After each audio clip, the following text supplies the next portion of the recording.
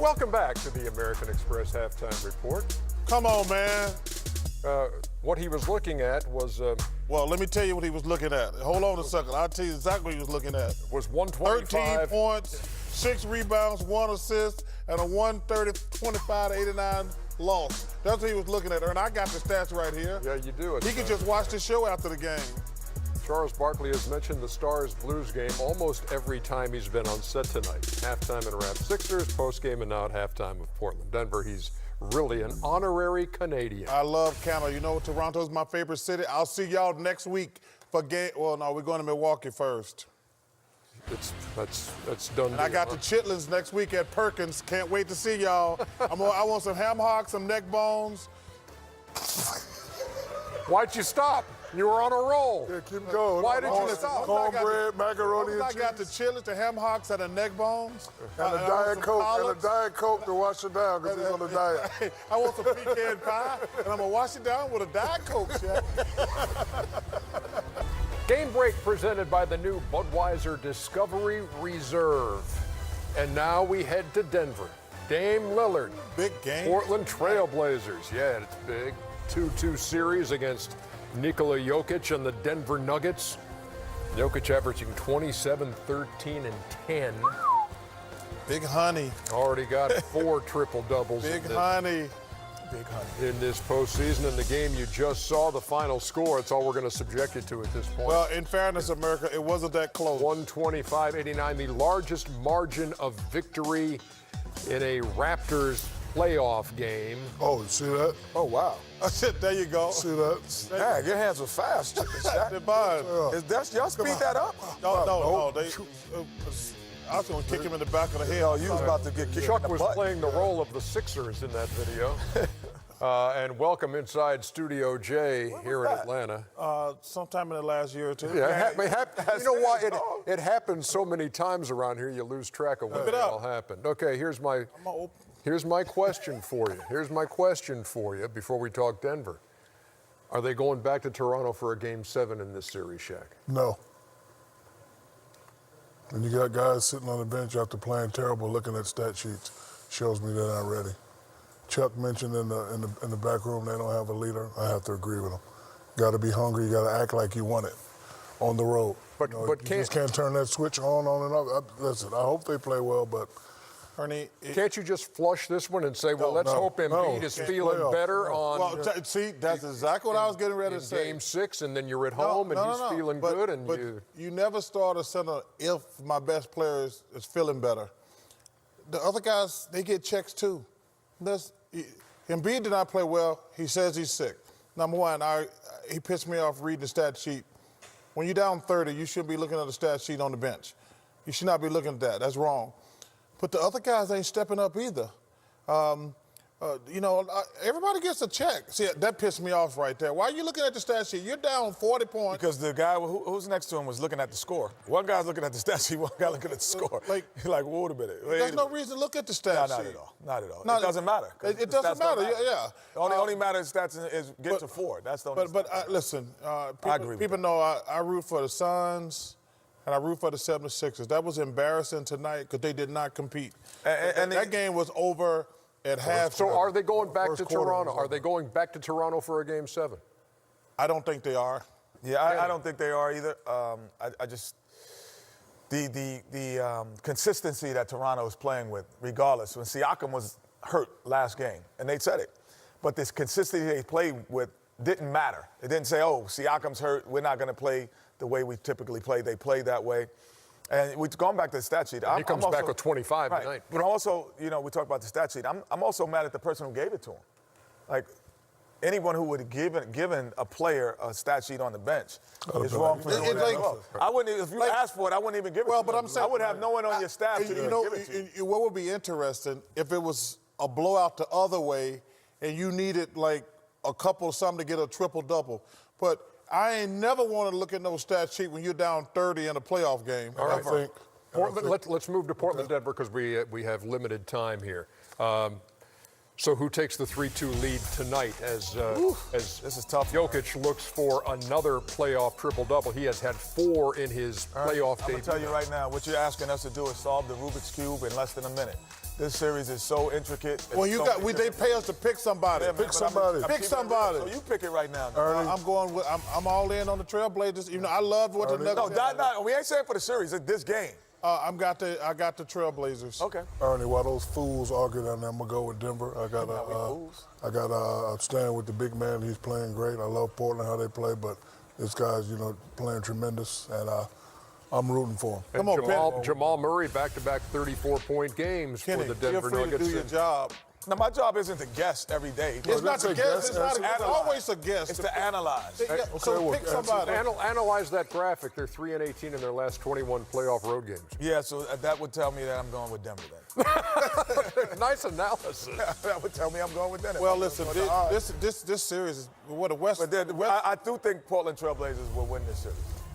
And I do think that. Well, honestly, I don't know if tonight is going to be the night they go ahead. I think if they're going to win this series, they have to win tonight. The winner of Game 5 in a 2-2 series they go to them useless wins the series 82% of the time. No, Game 5. That's not huge. useless. You know that. Yeah. That's that's called, Chuck. It's called Ernie-lytics. Ernie-lytics. What's the confused look for? We're running out of time. What's up? Let's get this game started. I thought you was going to ask when dinner was. No, I've already had dinner. Let's get to it so we can go watch the hockey game. It's 1-1, y'all. Third quarter. Let's go to Denver. BA, Kevin McHale in 3D. We got a big-time beatdown going on in this is what happened Toronto. when Shaq ever fight. Kawhi Leonard. I'll whoop your ass. You're right. A kind of quiet first half for Leonard, but they're up. I like that, Ernie. 64-43. See, Ernie.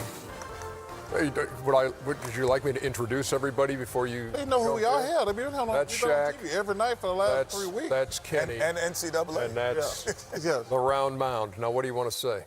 That's the problem when you start doubling Kawhi. Now the whole house is on fire. You have to make a decision when you got a great player.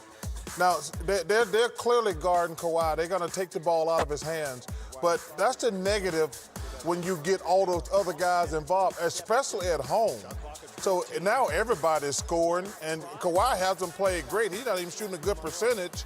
He's only 3 for 9, but you got everybody going now. I thought Philly made a mistake doubling him. I don't double guys until the house is on fire. That's my rule.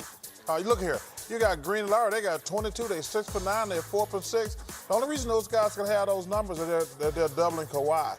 But I would never double a great player until he was just kicking our butt in this game, not what he did the previous 4 games. Which has averaged 38 points a game through those first 4. He's got 13 and 10 in the first half. In fact, you look down that Toronto side of the box score, 4 guys in double figures, including Kyle Lowry. Yeah, Kyle Lowry's been aggressive. As much as they've been doubling Kawhi, he's also making the opportunities for himself. He's not sitting there saying, I'm going to just watch things to happen. We got a big studio audience here. We do not want you to get beat. No, you're never going to. I'm never going to beat the camera. The lights is on and the antennas are up, Ernie. I'm ready. Go ahead and say you're never going to get beat again. I'll never get beat again. Okay. Thank you to the board. If you do, you got to wear a tie. I'll agree. No.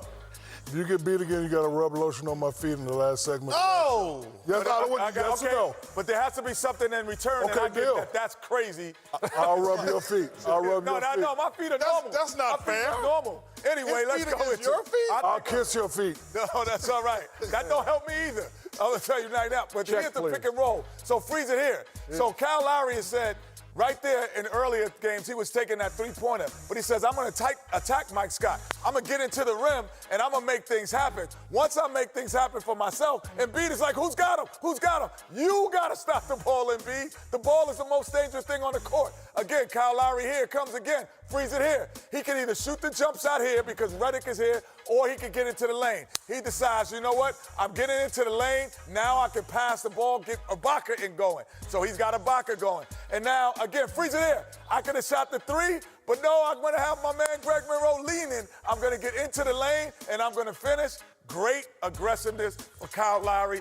And yes. Oh, my goodness. Yeah, you got No, ain't no way. Ain't no way, man. Let's do it. Ain't no way, man. No, ain't no way. Hey, I got to think of something that's worth, on my end, that. An actual unretouched photo. Jumping out of an airplane without a parachute.